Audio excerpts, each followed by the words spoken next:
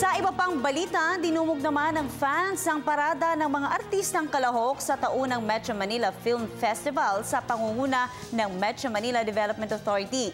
Tunghayan natin ang patikim ng ika-41 taon ng MMFF sa ulat ng aming kasama si Ara Perez. Wala pa rin kupas ang suporta ng fans at sayang dulot ng mga kalahok na pelikula sa Metro Manila Film Festival sa taunang Parade of Stars sa lungsod ng Maynila. Hindi natinag ng matinding sikat ng araw ang fans sa kanilang pagtili at pagtangi sa mga hinahangaang entertainment personalities na sakay ng naglalakihang floats. Tampok sina Chris Aquino at anak na si Bimbi sa pelikulang All You Need is Pag-ibig.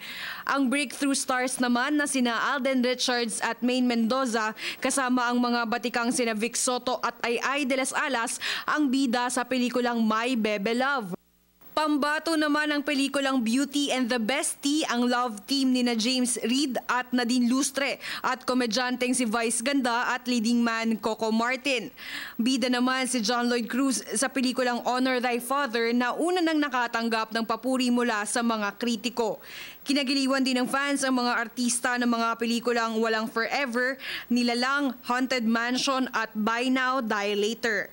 Pansamantala namang isinara ang kahabaan ng Rojas Boulevard na nagsilbing runway ng mga kalahok sa ika-41 taon ng Patimpalak. Higit sa tradisyon, ang Metro Manila Film Festival ang muka ng patuloy na pagtangkilik ng ating mga kababayan sa pelikulang Pilipino. Para sa Telebisyon ng Bayan, Ara Perez.